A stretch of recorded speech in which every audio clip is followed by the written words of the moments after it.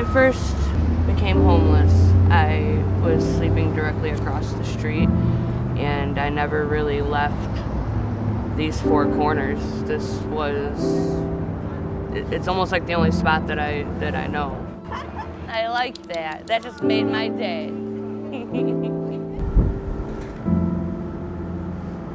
I sleep where I can right now. It's in an alley behind dumpsters. A lot of it does remind me of my childhood, though, growing up, because we had moved every year. 2, 3, 4 times a year we were moving.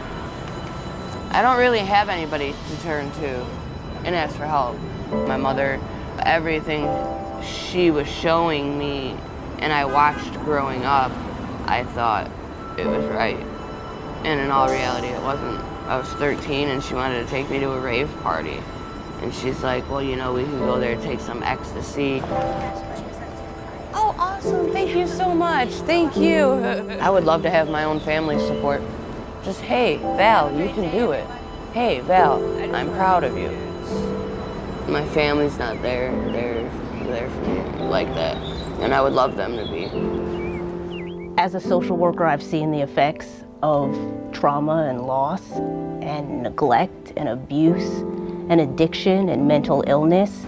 I could never be so presumptuous to decide what choice a person had that led them to homelessness. How did I get in this situation? Okay, to be honest, I started using heroin. And I lost everything. Anything and everything that I have ever owned, had, needed or wanted, I lost within the first year of getting high. When I first kicked the soccer ball, it just felt like everything just clicked.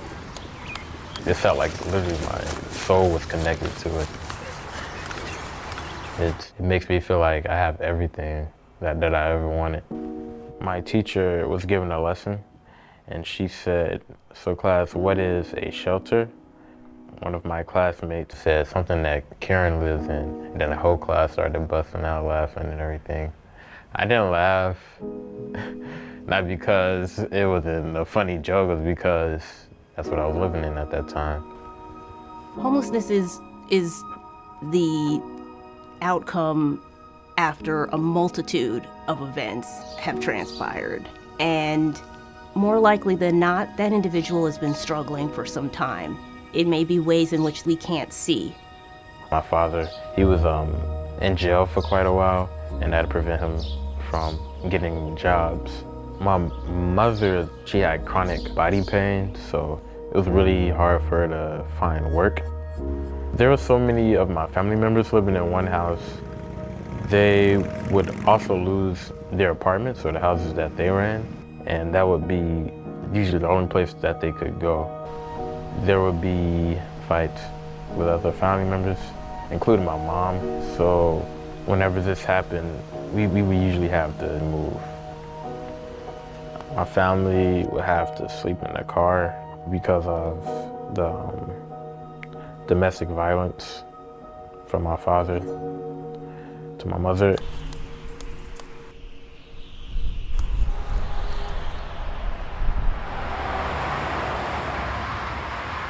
People are out here for so many different reasons. Everybody's got a story, you know what I mean? Oh man, I need to get batteries. I never worked, and I married very young. I married at 17. I had a nice life. I had a very good husband in the beginning of his sickness. He wasn't working anymore, so there was nothing coming in, and everything we had saved, because we were going to buy a house, everything we had saved went for his medical treatments. You never know when somebody's going to get cancer, and then pretty soon all that money was gone.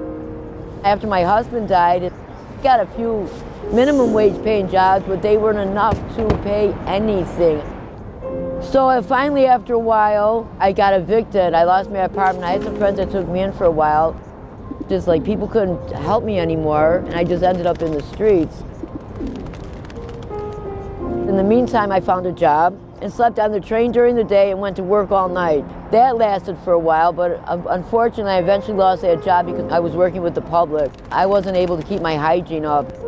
People think it can't happen to them because I thought it could never happen to me, and here I am.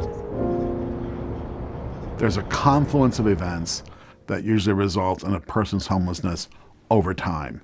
Can anyone please help, please? And if a person doesn't have much of a safety net behind them, can result in their homelessness. The most basic thing we do at the night ministry is we take time to get to know the individual with whom we're working. And then from there, helping them identify those type of services, those type of support that they feel that they are most in need of at that particular time. I was not getting this attention that I needed in order to be successful. Let's walk into the office here, have a quick chat. Okay, sure.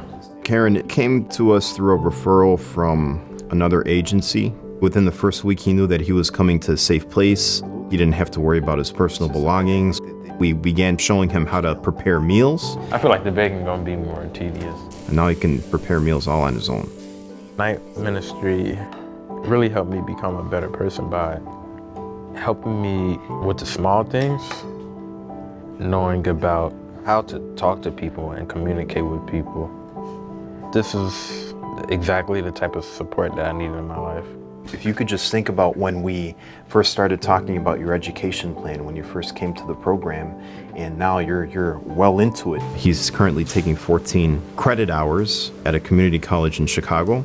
What he's looking forward to in the future is being able to transfer to University of Illinois Champaign-Urbana in the spring of 2019. And we're gonna try really, really hard to make sure that his dream comes true. I have something really, really big waiting for me in my future, and all I have to do is stay focused and just, Gotcha. Just keep climbing. Hey, Val. Hey, How are you? good, how are you? Good. How's your day going? It's going. Somebody has to journey with individuals. In order for a person to be stabilized, they've got to be able to be supported, and they've got to have somebody to care for them. You already know what we stand for, and you already know why we're always out here. You know, you have our number, and we're always communicating back and forth via text message or phone call. After I lost my apartment, within days, you guys had everything that I needed to feel comfortable.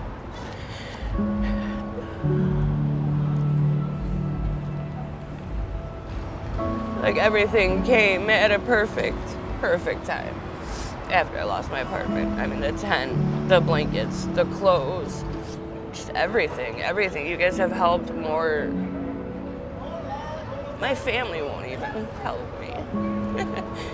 And I like the fact that I feel that you and whoever else you're with does it because you want to. You want to help us and not just watch us sit at a corner for the rest of our time being. Oftentimes when we see somebody on the streets who is homeless, it's easy to feel helpless as far as how to assist them.